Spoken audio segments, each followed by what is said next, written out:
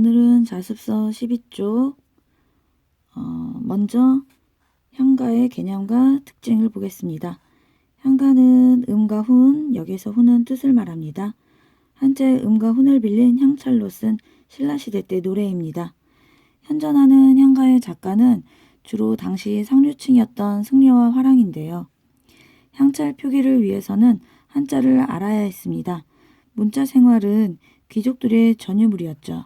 그리고 신라는 불교를 숭상했기 때문에 당시 상류층은 승려와 화랑이 됩니다.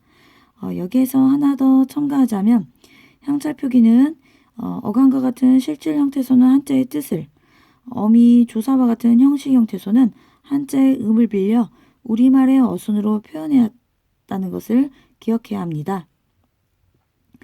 향가의 형식에는 이렇게 네 줄로 되어 있는 사구체 향가, 그 다음에 8줄로 되어 있는 팔구체 향가, 우리가 이번 시간에 배울 제망매가는 10줄로 된 19체 향가입니다. 이 중에서 19체 향가가 가장 정제된 형식, 완벽한 형태가 됩니다. 19체 향가에서 마지막에 이 두 행을 낙구라고 하는데요. 낙구 첫머리에 아와 같은 감탄사를 사용하여 시상, 집약, 정리, 마무리하는 역할을 합니다. 이 낙구 첫머리의 감탄사는 이 시조와 같이 종장의 감탄사에 첫음보 감탄사에 영향을 주었습니다. 이것은 형식적 계승이 이루어졌다고 말할 수 있습니다. 19체 향가의 기, 서, 결 이렇게 3단 구성은 시조의 초장, 중장, 종장 이런 3단 구성에 영향을 주었습니다. 이것도 형식적 계승이 이루어졌다고 말할 수 있습니다. 이번 시조의 개념과 형식에 따른 종류를 보겠습니다. 고려 말부터 창작된 우리나라 고유의 정형시입니다.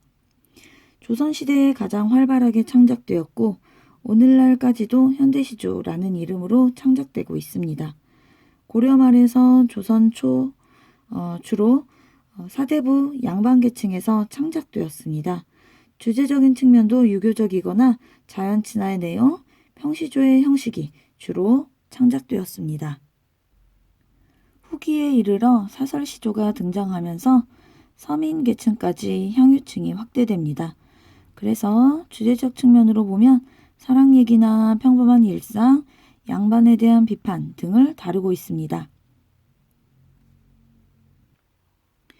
평시조의 형식은 3장, 6구, 45자 내외의 구성을 띱니다.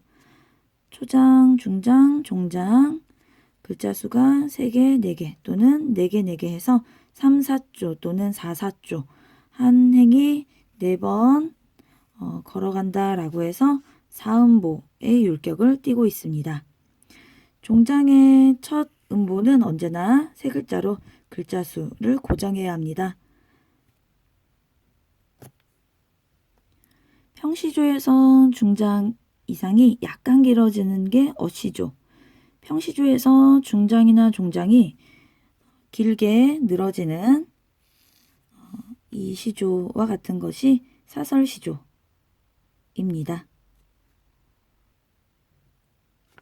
3장 6구 45자 내외의 구성을 띠는 것이 평시조이고요. 이런 평시조가 한 제목 아래에 2수 이상 엮인 것은 연시조라고 얘기합니다. 우리가 예전에 배웠던 오우가 같은 경우가 해당이 되겠지요. 향가와 시조의 형식적인 유사성, 19체 향가는 3단 구성, 4줄, 4줄, 2줄, 마지막 2줄을 낙구라고 얘기했었죠. 3단 구성을 띠는 것은 시조의 초장, 중장, 종장, 3단 구성에 영향을 주었다 라고 하고요. 그리고 19체 향가의 마지막 2행, 낙구라고 얘기했죠. 낙구 첫머리에 감탄사가 제시되고 이것으로 시상을 집약하는 특징이 있는데요.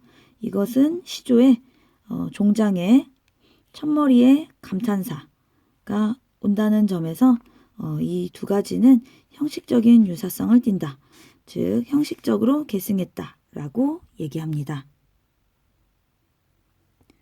자습서 13쪽을 보겠습니다. 향가의 전승 방식입니다. 현재 전해지는 향가 작품은 삼국유사에 실린 14, 14수, 균여전에 실린 11수, 그래서 총 25편의 향가 작품이 있습니다. 대부분의 향가 작품은 노래 앞뒤로 배경이 되는 서로와 함께 전승이 되었습니다. 제망매가는 월명이 일찍 죽은 누이를 위해서 제를 올릴 때 향가를 지어서 제사를 지냈는데 광풍이 일어나 종이돈이 서쪽으로 날려 없어졌다 라는 배경사와 함께 전해집니다.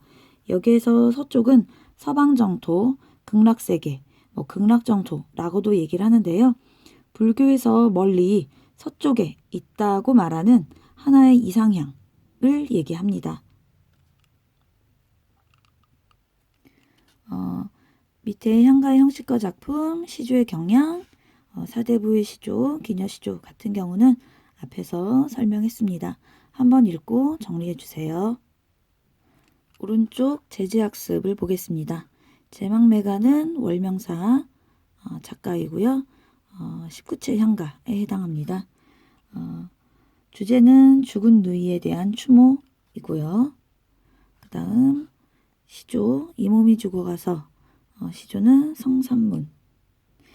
집현전 학자 출신으로 목숨을 바쳐 신하의 의리를 지킨 사육신 중에 한 사람입니다.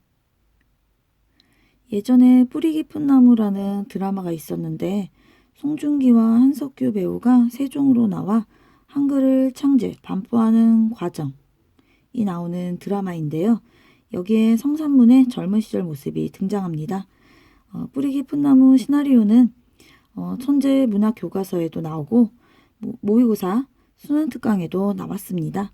역사나 드라마를 좋아하는 친구는 역사적인 사건을 어떻게 극으로 표현을 했는지, 소설을 극으로 표현했을 때 달라진 부분이나 강조하는 부분이 무엇인지 비교하면서 보면 더욱 흥미진진하겠죠?